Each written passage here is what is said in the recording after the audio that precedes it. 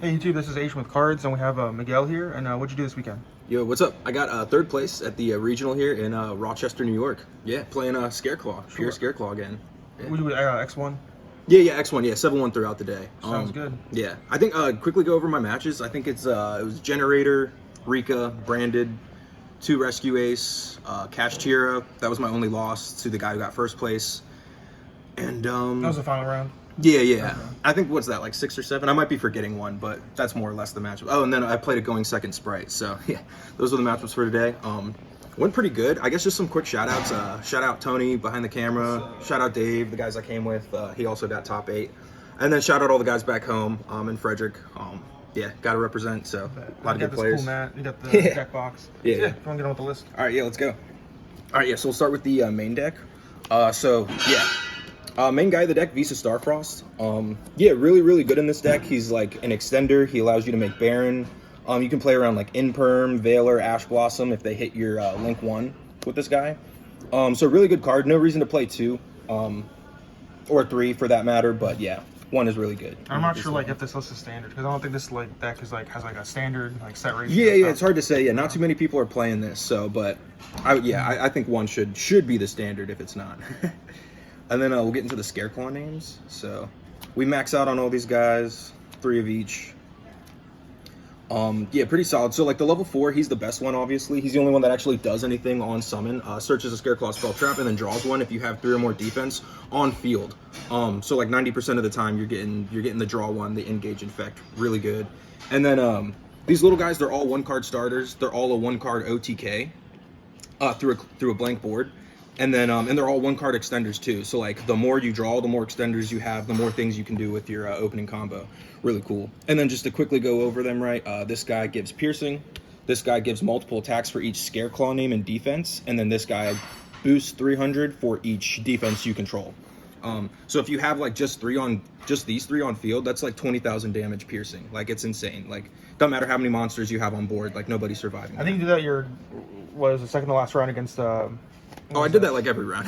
every time I win a game, it's usually because I'm just like, oh yeah, attack for 45, piercing 3 times, and they're just like, yeah, you can't stop that. And they're always asking, they're like, how much attack is that? Yeah, and then the field spell too. I'm like, oh yeah, 45, piercing, 3 attacks. Oh, and your guys are down 700 defense from the field spell. So like, it's insane. Yeah, really good. Super fun OTK engine.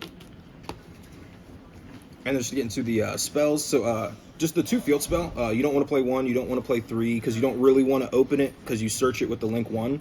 And it's really cool with the Visa Starfrost line. You can actually search both of them on your opening turn. So, you activate the 1, and then you just save the second one for follow-up. Yeah, really good. And then some of the more stuff. Scareclaw Arrival. This is the Monster Reborn. It has to be a main deck guy because it reborns in defense. But really good. That effect is not once per turn. And then the second effect is like Branded Opening. You banish it from grave. And then it protects the Link guy from battle or card effect destruction. That effect is once per turn. And it comes up a lot. So it's really good. But yeah, the first one, once per turn. And every time going second, you pretty much search this for the extra extender. Really good. And then lastly, this is your going first search off the right card, the Scareclaw Twin Saw. Yeah, this card's insane. I talk about it all the time. The first effect is just obviously really good. It's the Icarus attack or Sword Soul Blackout. You tribute a name, any name, pop 2 cards your opponent controls. But the second effect, which is absolutely insane, if you have the Link 3 on field, and obviously you can use these on the same turn, both effects, you banish it from grave, and neither of us can activate Link monsters for the rest of the turn. So it's an insane floodgate. Like this kills Dragon Link, Sky Striker, like any good Link matchup that can handle it. Yeah, it's really good. And that's it for the Scareclaw engine right there. So like super consistent. You see one of these names, you can start playing. Really the only card that you don't want to draw is the field spell. And even then, like most of the time, it's really not that bad. So yeah, super consistent. I will get into the small Cash Tier engine, 3 Fenrir. This guy's rich. Yeah. Oh, wait, no. This guy's rich. Yeah, this one of the ultis just doesn't look very good, but yeah, this card's insane. I mean, obviously, like you get the generic good Fenrir, just like everybody does. It's a good going second card. But what's really awesome in this deck is you get to search the Scareclaw Cash Tira. So like he's basically an engine piece. He's kind of like a 1.5 card starter. Super good. And like a lot of times, like because you can search an extra extender, you get to end with like your Tryhard and then keep your Fender on board for an extra disruption. So yeah, really good. Like I say it all the time. Like I think these 5 cards are like what make the deck like very like competitive and like in the current format. And yeah, the fact that they're level 7s comes up a lot with like tuners and everything, which you guys will see in a minute. So yeah, super good here. All right, and then we get into all the one-ofs of the deck. So Rhoda, this one makes sense. This is just to search right card. He's the best Scareclaw name. Opening him is great. You want to see him as much as possible, so I think that kind of makes sense. Instant Fusion is the, I guess, yeah, spoiler. Millenniumize Restrict is the target for Instant Fusion. And basically it's just an extra called by, right? It's mostly just to play around droll or bait out hand traps, that kind of thing. And Millenniumize is just crazy. Like, even going second, like, you know, you just start with this and, like, you have a negation on field, like, before you even start playing into the board. So, really good. Like, I don't know why it took me so long to start on that. Oh, and then another thing, like, you get another body in defense, too, as well, like, for your extra draw. So, really good. Called by, yeah, this is, you know, we hate droll, don't want to see it, shifter, you know, whatever you need it for. And then the last one that I played this weekend, Monster Reborn. This was like very mediocre. I'd probably replace it with literally anything else. Another tech card, another hand trap, pretty much anything. Like, in theory, like it was an extra extender. Like I thought it would come up big, but it just you don't need it. You don't need the extra extender, and it doesn't do enough. So You know what you're playing instead? honestly, no, I have no idea. Like maybe a third ogre, another hand trap or something, but or just cut it completely. You're like 41, yeah. Yeah, I'm at 41. just cut it. I could just cut it completely. Yeah, something about 40 though. I like 41. I hate this guy. And that's like all the engine of the whole deck right there. So like, yeah, some one-ofs, the small cashier engine, and then your Scareclaw. Super consistent, love it. And then everything else is just hand traps. These first 3 should be pretty standard, I think. Just about everybody's playing this in the format. It makes sense. Just covers a lot. And then for the last few, 3 Veiler and 2 Ogre. I'll just quickly touch on these. Veiler is awesome. I just think it's like one of my favorite hand traps. And the fact that it's not once per turn is huge. Like there was one game where I drew all 3 of them and I used all 3 of them, and like that's what got me there. So that's a big reason I like Veiler. And also like getting to keep it in hand instead of like in perm if they evenly you or like lightning storm, it sucks. So like I kind of like sometimes I'll even side out the in perms like over the Veilers, because I just like having like the extra disruption in hand in case they have the board breakers. And then Ogre, just really good. I mean, it covers like random spells and traps that like you can't really think of off the top of your head, but it comes up in game a lot. And then just worst case scenario, like being able to remove an opponent's body from board, like from your hand, I think is insane. Like that's just too much value to not want to at least play 2 of them. So that's my reason for Ogre, and I really like that. And I don't think I would change any of this. Like I don't think I would change any of these hand traps. If anything, I would just add more to it. But I don't think I would take any of these guys away. I think these are pretty crucial and really good. And that's the deck, clean 41. Clean. Yeah, the clean 41. Love to see it. So I'll go ahead and get into the extra deck here. So 3 Lightheart and 3 Tryhard. A lot of people play 2 of the Lightheart, and yeah, I think it just doesn't make sense. Like there's way more scenarios where you want a 3rd one than you'll want like any other type of link monster or extra deck monster in your deck. So I think like you're gonna regret it if you don't play 3 at some point. Like it might not happen very often, but at some point you're gonna regret it. And then the Tryhard, it's just like it's the best card in the deck. It's one of the best cards in the game. It's so good. You special summon and search a Scareclaw. You special summon from grave and then search one from deck. So it's like an amazing extender. Basically, like you summon it and then you get 2 extra bodies immediately, and that's not once per turn. So like going second to clear boards, like you just search the missing piece, you make another one, search the other missing piece. Basically you're just putting together the puzzle for OTK. It's so great. And then just so many decks just can't out it, right? Like the fact that it's unaffected by monsters in defense, like Branded, Kashtira, like so many decks just have no way to out this card. And a lot of games just turn into like Tryhard control pretty much. And you can't like book a moon or eclipse it, which is yeah, cool. You can't book a moon it, you can't eclipse it. There's so much you can't do. And a lot of people like for instance like Pankratops, they'll put it on board, they'll use its effect, tribute himself obviously for cost, and then target it. And I'm like, no, that still doesn't work. It activated on field. So yeah, it's very hard to out that card. This guy even knows rulings. That's crazy. Yeah. Single-handedly wins games. Yeah, so it's awesome. You have to have like imperm. Yeah, you basically have to have an imperm or something like that. Like you gotta negate it. And yeah, and in like 90% of the games, these are like the only monsters you make. So the rest of this extra deck is very, very flexible for the most part. Link Spider. This is literally just to play through Nibiru. All you need is 2 extenders in hand, and then you just Link Spider the token, the Nibiru token, and then you play your other 2 extenders, and then you have 3 materials for tryhard again. Yeah, really, really cool. Doesn't come up too much, you know, but you definitely need it. That's a must. Cross Sheep, this one's kind of interesting.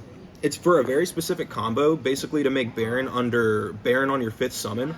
It really doesn't come up that much. Like, you have to have the hand to make it, and then you have to have a good read that your opponent has Nibiru, because you're sacrificing Searching the Trap when you do this combo. But I think you kind of need it. Like, you know, some people, like, you just know they're on Nibiru, or you know, like, it's better to play it safe than anything else. So that's the reason for this. Yeah, it's a must. Nightmare Phoenix just needed something generic to clear spell traps. A generic Link 2. So yeah, it doesn't come up too much, but when it does, it's very good. So, oh, another cool thing, like, you always get the co-linked under tryhard, so you're usually getting to draw 1 too off that. So pretty cool, pretty cool. Donner, kind of the same logic here, just needed a generic Link 2 that can clear monsters. But this one's also really cool because a lot of times it comes up, because obviously you pop himself and your opponent's monster, so he leaves the field, and now you have space in the EMZ for your Link 1 to proc his effect again. So that's pretty cool. That's a play that comes up. A few more here, and then the last Link monster, Underworld Goddess. This is just for, I guess, purely, right, or like any other weird tower that I run into. I definitely won't cut it because it's, you know, it doesn't come up often, but when it does, like, it saves you, it'll win you the game. So yeah. Got the Underworld Goddess. Got a couple Synchros here. Borlo, this is literally just for turn 3. You can never make it turn 1. You can only make it turn 3 on the clapback for follow-up, but it's because I play Veiler. And it's pretty often that you'll have Veiler in your hand on turn 3. It's a completely dead card. Well, not in this deck, because you have your level 7s, you just normal your Veiler, and then you make Borreload. And then a lot of times you have a Tryheart Engrave as well, so he's getting 3 negates and he's boosting to 45. So like, it's really weird. But like, this closes out games so much. Like, it comes up way more often than you would think, and it comes in way more clutch than you would think too. So yeah, definitely won't cut that. And then Baron, right, just generic. It's the Visa Starfrost and the Reichardt make Baron. So super, super good.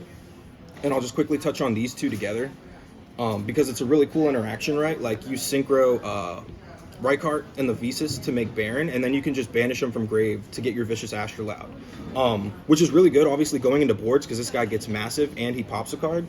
But even going first, it's also really good, because you just use this as an extra extender. So what it allows you to do is end with your Tryheart full combo plus Baron on board at the same time. Which makes a huge difference in this deck. So like, this card is it's extremely, extremely good in this deck. And then lastly, the instant fusion target, the Millennium Eyes Restrict. Basically just an extra called by. And like I said, going into boards on turn 2, it's also really good. You just have a negate on board before you even start playing.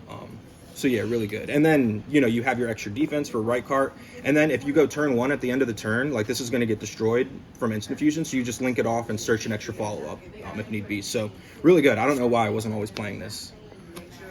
And yeah, and then I'll quickly go over the side deck here. Some of this should be pretty standard. I think most people are playing these 3 cards right now.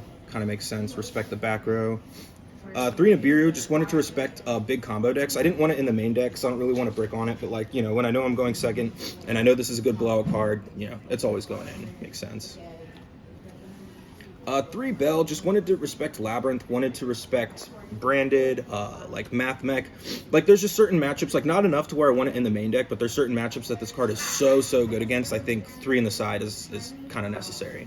So. It's a tuner, level 3. Yeah, and it's another level 3 tuner, which, yeah, those, you gotta love those in these decks, right? Pretty cool. So we got those. 3 Judgment.